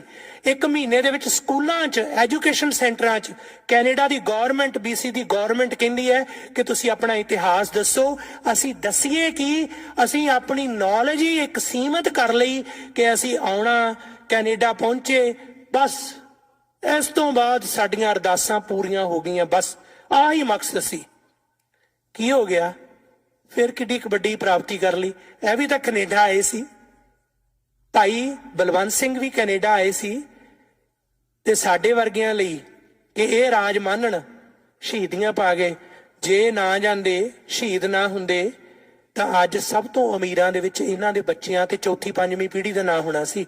ਪਰ ਨਹੀਂ, ਜਿਨ੍ਹਾਂ ਦੇ ਅੰਦਰ ਜੋ ਤੋ ਪ੍ਰੇਮ ਖੇਲਣ ਕਾ ਚਾਓ, ਸਿਰ ਧਰ ਤਲੀ ਗਲੀ ਮੇਰੀ ਆਓ, ਇਤ ਮਾਰਗ ਪੈਰ ਧਰੀਜੈ, ਸਿਰ ਦੀਜੈ ਕਾਣ ਨਾ ਕੀਜੈ। ਇਹ ਸੋਚ ਹੈ। ਇਤਿਹਾਸ ਪੜੋ, ਵਿਰਾਸਤ ਦੀ ਗੱਲ ਕਰੋ। ਗੁਰਦੁਆਰਾ ਸਾਹਿਬ ਦਾ ਇੱਕ ਵਾਰ ਫਿਰ ਧੰਨਵਾਦ। ਇਹ ਅੱਜ ਦੇ ਪ੍ਰਸੰਗ 'ਚ ਕਿ ਜਿਹੜੀਆਂ ਪ੍ਰਦਰਸ਼ਨੀਆਂ ਨੇ, ਉਹਨਾਂ ਪ੍ਰਦਰਸ਼ਨੀਆਂ ਦੇ ਜਿਨ੍ਹਾਂ 'ਚ ਗਲਤ ਨੈਰੇਟਿਵ ਸਿਰਜਿਆ ਜਾ ਰਿਹਾ, ਉਹਨਾਂ ਦੇ ਬਾਰੇ ਗੱਲਬਾਤ ਕਰੋ। ਅਸੀਂ ਸਾਊਥ ਏਸ਼ੀਅਨ ਨਹੀਂ। ਜਦੋਂ ਸਾਨੂੰ ਹਿੰਦੂ ਕਿਹਾ, ਅਸੀਂ ਉਹਦਾ ਵਿਰੋਧ ਕੀਤਾ। ਜਦੋਂ ਸਾਨੂੰ ਪਾਕੀ ਕਿਹਾ, ਅਸੀਂ ਉਹਦਾ ਵਿਰੋਧ ਕੀਤਾ। ਅੱਜ ਸਾਨੂੰ ਸਾਊਥ ਏਸ਼ੀਅਨ ਜੀ, ਸਾਊਥ ਏਸ਼ੀਅਨ ਕਮਿਊਨਿਟੀ, ਉੱਠ ਕੇ ਕਿਹਾ ਕਰੋ। ਅਸੀਂ ਸਿੱਖ ਕੈਨੇਡੀਅਨ ਆ, ਮਾਣ ਨਾਲ ਕਹੋ। ਤੁਸੀਂ ਪੰਜਾਬੀ ਕੈਨੇਡੀਅਨ ਕਹਿ ਸਕਦੇ ਹੋ, ਜੋ ਮਰਜ਼ੀ ਹੈ। ਸਾਊਥ ਏਸ਼ੀਅਨ ਕੀ ਹੋਇਆ? ਸਾਨੂੰ ਇੱਕ ਐਸੀ ਟਰਮ ਦੇ ਵਿੱਚ ਸਾਡੀ ਆਇਡੈਂਟੀਟੀ, ਸਾਡੀ ਜ਼ੁਬਾਨ ਵੀ ਜਾਏਗੀ, ਸਾਡੀ ਪਛਾਣ ਵੀ ਜਾਏਗੀ, ਸਾਡਾ ਊੜਾ ਵੀ ਜਾਏਗਾ, ਸਾਡਾ ਜੂੜਾ ਵੀ ਜਾਏਗਾ। ਗੁਰੂ ਗ੍ਰੰਥ ਸਾਹਿਬ ਗੁਰਮੁਖੀ ਦੇ ਵਿੱਚ ਹੈ। ਸਾਡੀ ਜੇ ਪੰਜਾਬੀ ਜ਼ੁਬਾਨ, ਪੰਜਾਬੀਅਤ ਦੀ ਇਹ ਗੱਲ ਖਤਮ ਹੋ ਗਈ ਤਾਂ ਯਕੀਨ ਮੰਨਿਓ, ਇਹ ਯੋਧੇ ਭਾਈ ਬਲਵੰਤ ਸਿੰਘ ਖੁਰਦਪੁਰ ਵਰਗੇ ਮਹਾਨ ਸ਼ਹੀਦਾਂ ਦੀਆਂ ਸ਼ਹਾਦਤਾਂ ਜਿਹੜੀਆਂ ਨੇ, ਉਹ ਸਾਰੀਆਂ ਅੱਖੋਂ ਪਰੋਖੇ ਹੋ ਜਾਣੀਆਂ। ਆਓ ਉਹਨਾਂ ਨੂੰ ਚੇਤੇ ਕਰਦੇ ਹੋਏ ਇੱਕ ਵਾਰ ਫਿਰ ਇਹੀ ਅਰਦਾਸ ਹੈ, ਗੁਰੂ ਕਿਰਪਾ ਕਰੇ ਕਿ ਅਸੀਂ ਉਹਨਾਂ ਨਕਸ਼ੇ ਕਦਮਾਂ ਤੇ ਚੱਲ ਸਕੀਏ। ਹੋਈਆਂ ਗੁਸਤਾਖੀਆਂ ਦੀ ਖਿਮਾ। ਆਪ ਸੰਗਤਾਂ ਦਾ ਧੰਨਵਾਦ, ਪ੍ਰਬੰਧਕਾਂ ਦਾ ਧੰਨਵਾਦ। ਵਾਹਿਗੁਰੂ ਜੀ ਕਾ ਖਾਲਸਾ, ਵਾਹਿਗੁਰੂ ਜੀ ਕੀ ਫਤਿਹ।